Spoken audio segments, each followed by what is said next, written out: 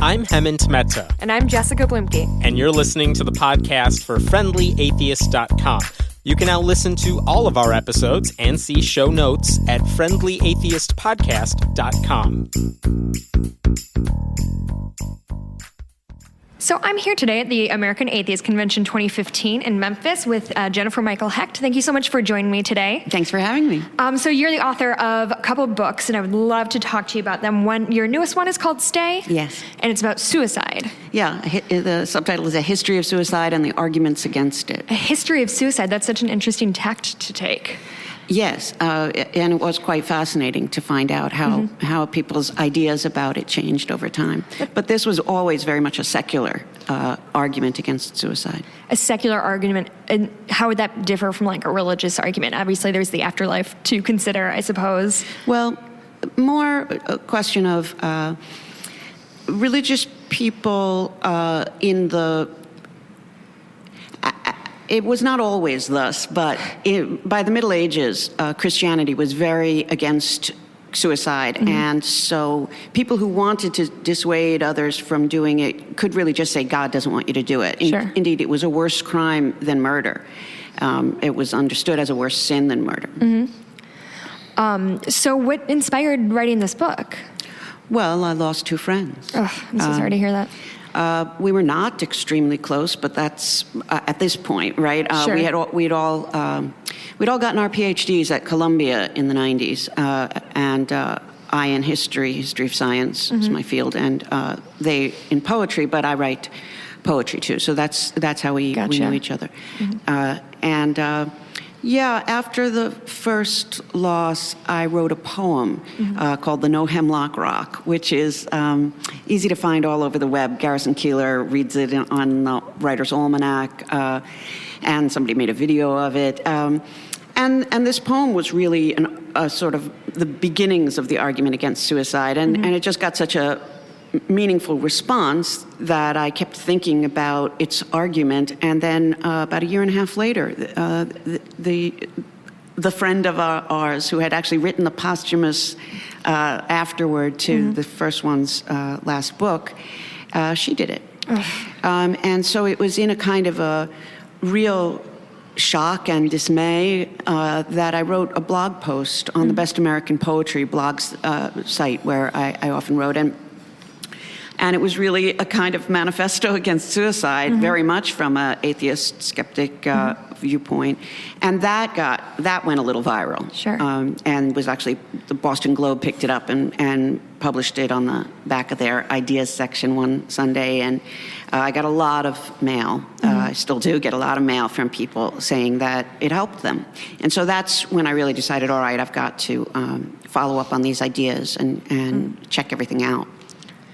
And is the book targeted toward those who are considering suicide? Is it targeted toward those who have lost somebody to suicide, or all of the above? And also people who are just interested in moral ideas and how we make changes in how we think about things. You know, the sort of progressive left-wing secular side of things generally argues these days that it's everybody's right. Indeed, having a right to suicide is a pillar of our autonomy. And that's why I was rethinking it along those lines and saying, look, there are specific reasons. And one of the reasons is that Christianity was so draconian against suicide, which was a historical development. You know, I was able to sort of tell that story of how they became that way, because neither Jews nor ancient Greeks were that against suicide, and that's where Christianity comes from. So there was no reason for it to have happened. What happened was the martyrs, the emperors would actually sometimes say, if anybody else here wants to die for Christianity, go home and do it yourself. The court doesn't want, and people would. The thing is, after Constantine makes Christianity no longer illegal in 313, the self-martyrdom kept going.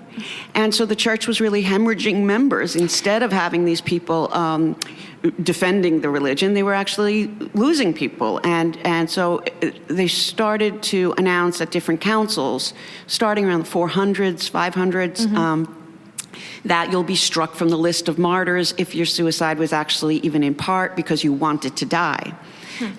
And so then they just got more and more strict about it, to the point of mutilating corpses after death, drawn and quartered was standard, and confiscating the estate, so the family would be in penury. So that, in some ways it protected some people. Some people write about how, they leave information saying that they might have done it otherwise, but that got them through a bad night. Now, the brutality of it, though, and the nonsensical aspect of it really struck people in the Enlightenment. And so there were mostly David Hume is one of the people who really wrote against the church's stance on that, and made it seem like the secular position should be to almost welcome suicide.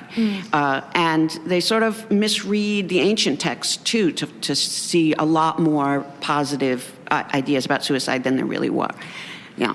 Do you think, kind of spinning off that, do you think there is a danger in putting too much merit in something that somebody wrote 1,000 years ago or 500 years ago and modeling your life off it? Well, yeah, but that's also what we human beings do, right? We take from the store of wisdom what suits us.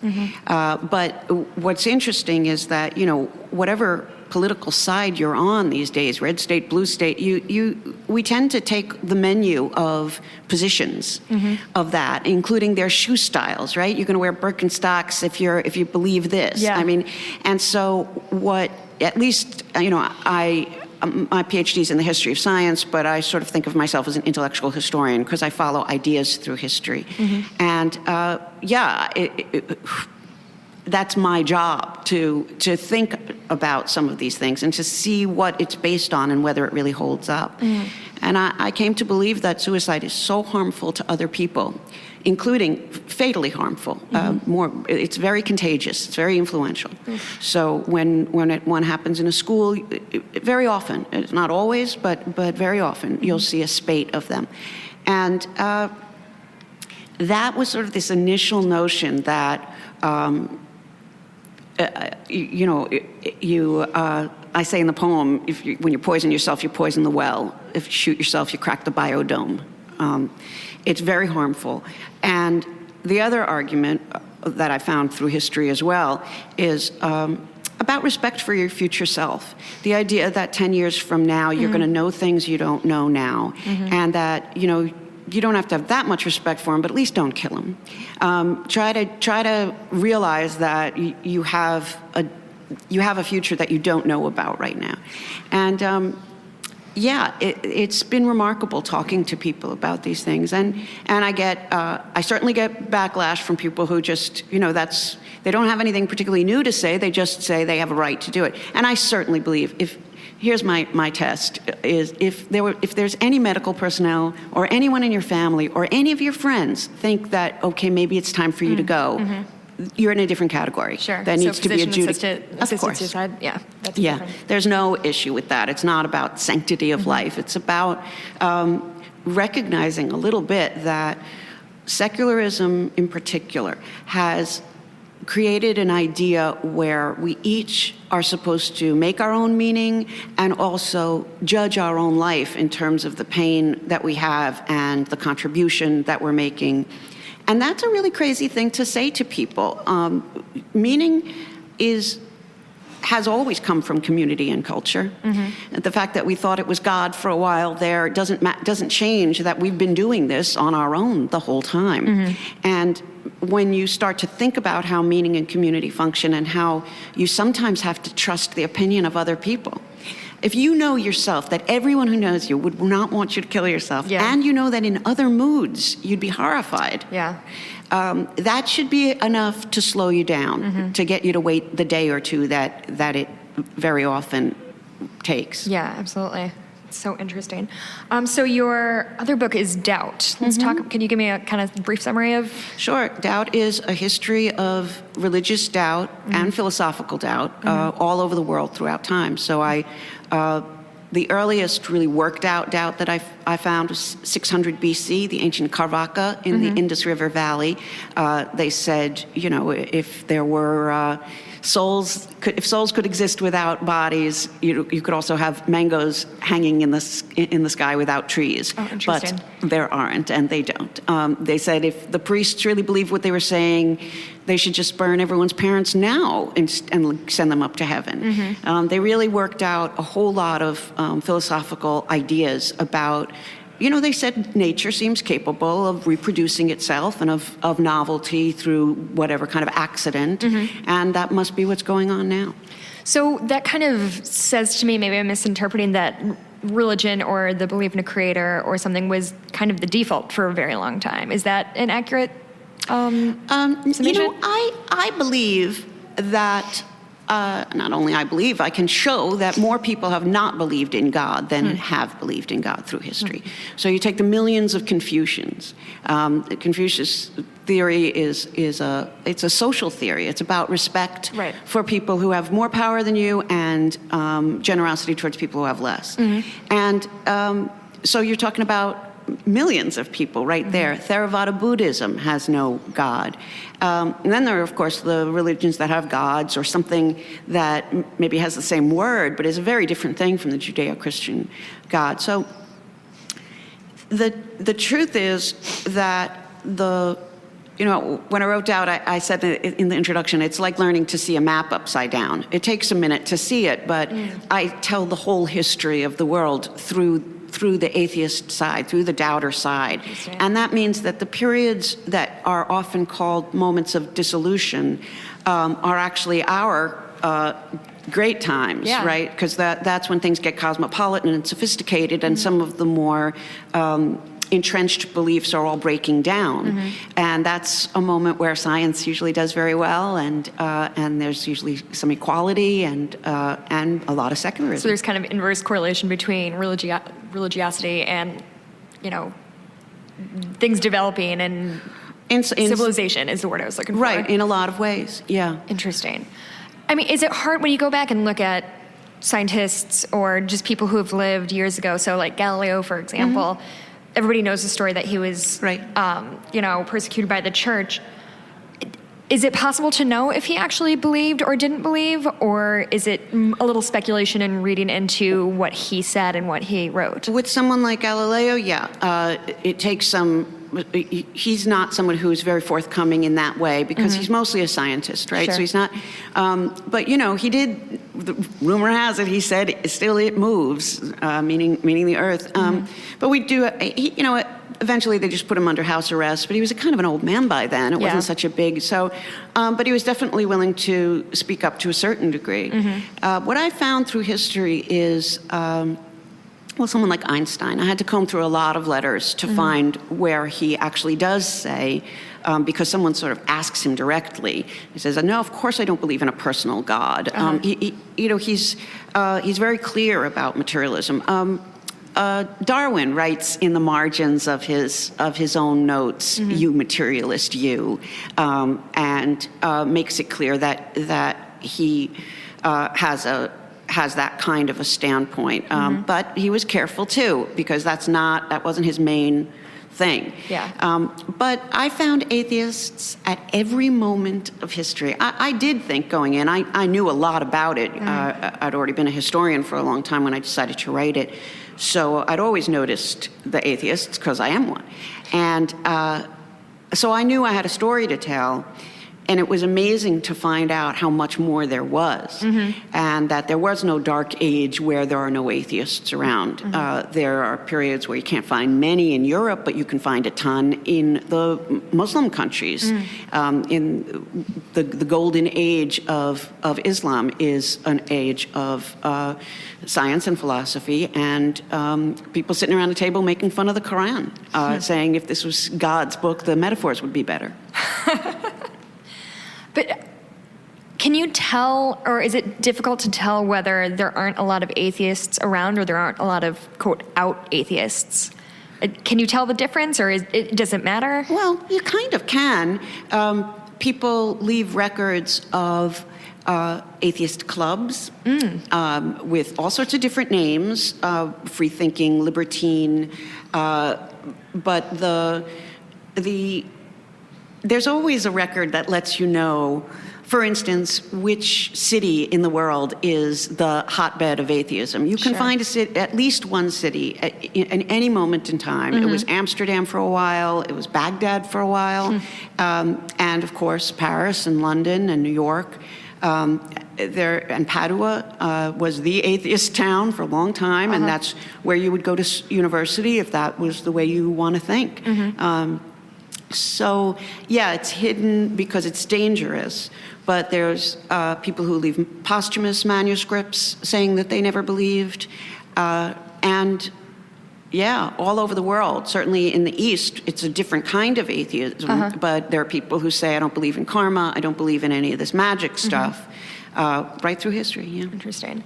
And what about, I feel like in the last 5 years or so, people have been really hung up on the Founding Fathers. Were they Christian? Were they deists? What did you find there? Well, the Founding Fathers and the founders in general, so including some women, were mostly deists. I think Jefferson was at least... he gives us indications that he's not a believer. He wrote to a favorite nephew, question everything, even the existence of God. And if you come to believe that there is none, don't worry, you'll still be virtuous because of how it makes you feel and how the people around you will respond to you. Now, that's not something I think you say if you're not an atheist. Right. He also, the Jefferson Bible is when he takes the New Testament and crosses out every supernatural reference in it. He thinks Jesus was a great teacher and wouldn't have been foolish, and so therefore this stuff must have been added by other people. And so he thinks he's just cleaning it up. So we also have a lot of evidence about some other presidents. Lincoln, his best friend and his wife all said he never uttered a word of religiosity, never seemed to believe at all, and definitely rejected Christianity. I really would wonder if something like that kind of gained traction, if people found out, if that became sort of a bigger deal, how people would react to such a beloved leader taking such a controversial, in many people's opinion, position. Well, look, I'll tell you, what I have come to understand is that the first half of the 20th century was a real great time to be an atheist.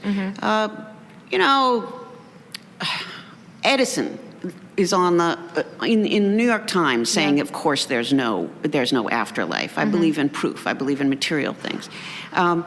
There were,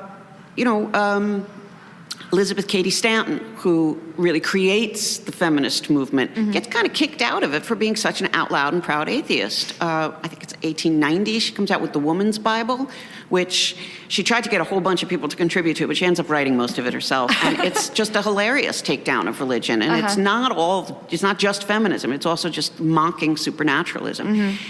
So the late 19th, early 20th century is a great time to be a publicly known atheist. But what happens is, and I can show this happening all over the world at different times about different religions. For instance, the Spanish Armada in Queen Elizabeth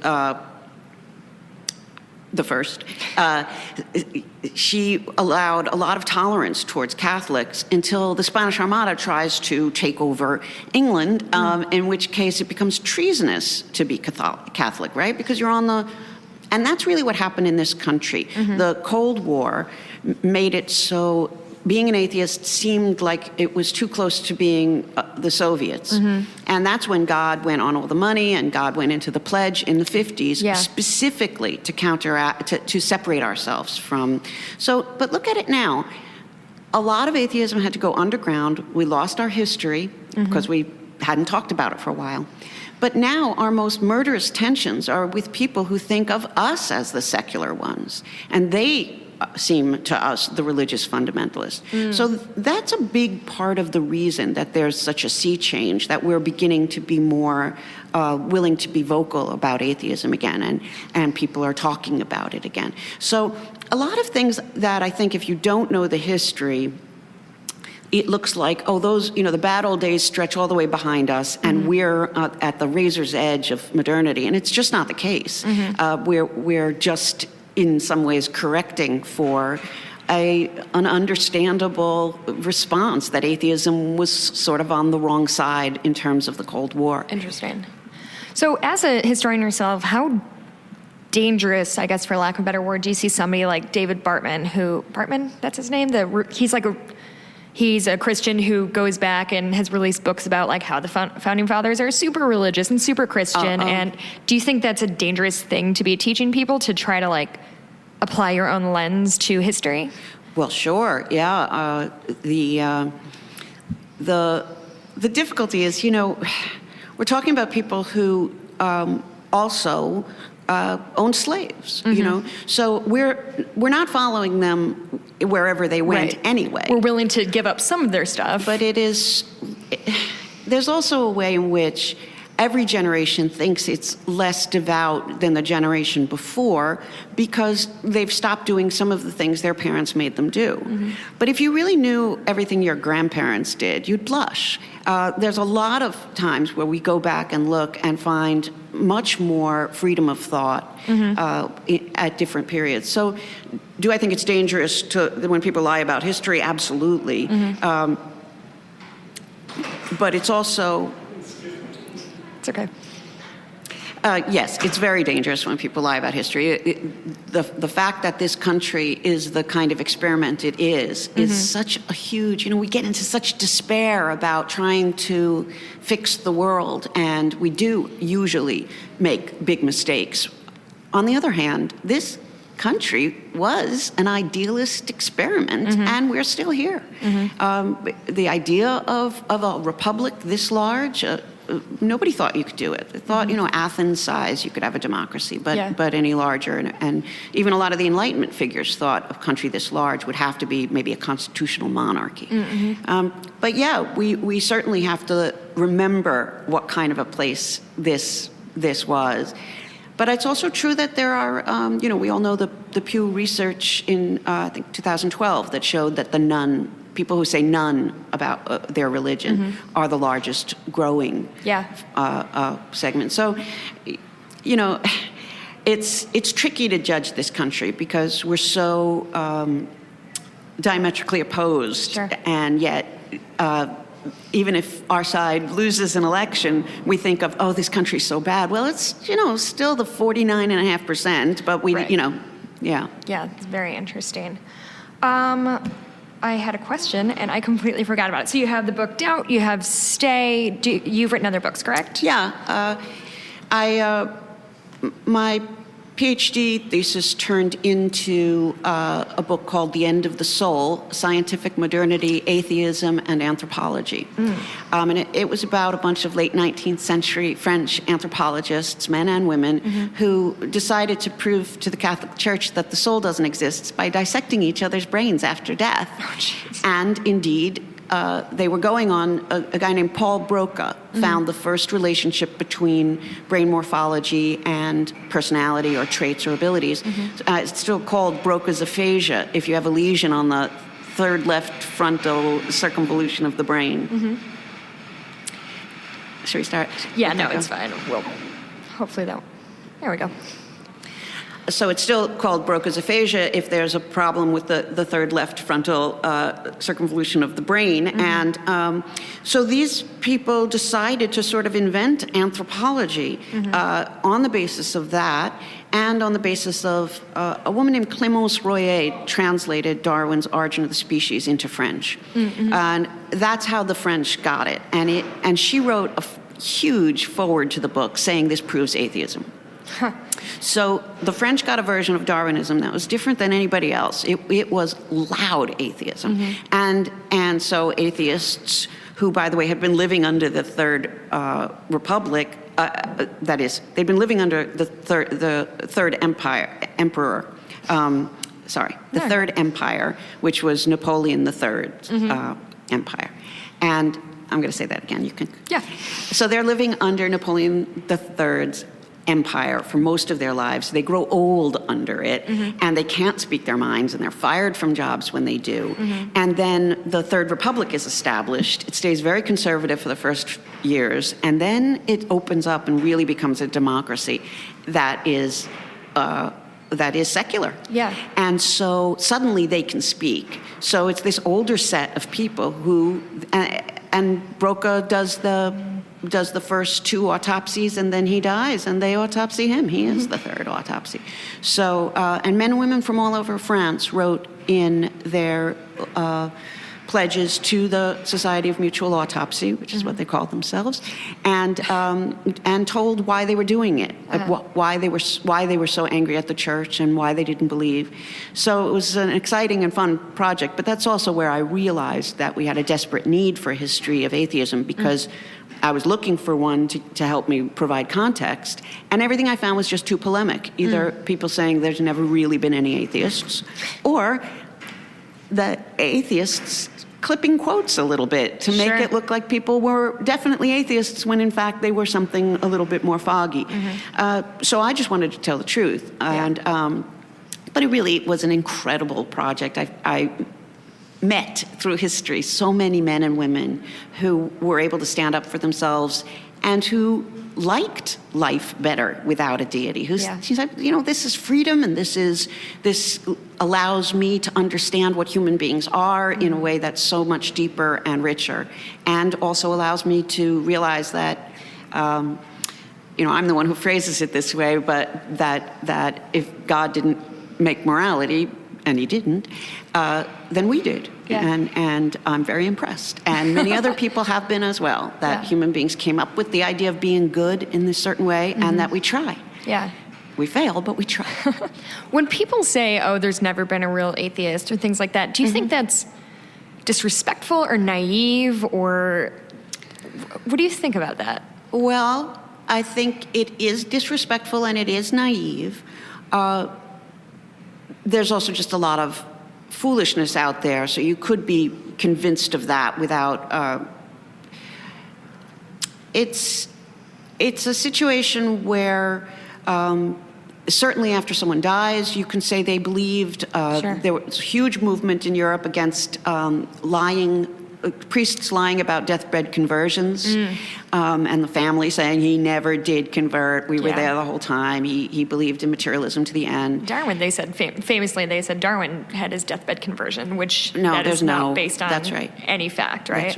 That's right. Yeah. So, but there has to be a book where people can go and get that information. And so that's why Writing Doubt was just such an important thing for me, and why I continue to, go around talking about it, because it changes your entire experience of atheism to realize that you have a long, strong history of brilliant, kind, generous, interesting people.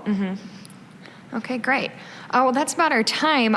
Where can people find your writing? Your books are find them on Amazon? Presumably? Yeah, on Amazon and in bookstores. I didn't even mention I have 3 poetry books. Oh, okay. And someone recently said she wears a lot of hats, but her head is poetry. I thought that was great. Oh, I love that. It's true. That is where I live. I live in the poetry. And I've sort of invented something called poetic atheism, which is just a version of atheism that is a little less dependent on science, because I'm sort of taking back the side of the patrimony that we've always had, which is the poets and the artists who have been, because they were atheists, they became poets and artists because they needed a way to deal with reality. Sure. So that's the book I'm working on now, Poetic Atheism. Great. Okay, well, thank you so much for joining us. Thanks, it was fun. Thanks for listening to the podcast for FriendlyAtheist.com. This episode was taped at Cinnamon Sound Studios in Aurora, Illinois, and the music was written and performed by Brad Chagdis. If you like what you're hearing, please consider making a contribution at patreon.com/Hemant, that's He-Man T. We appreciate your support. I'm Hemant Mehta. And I'm Jessica Blumke. We hope you'll join us next time.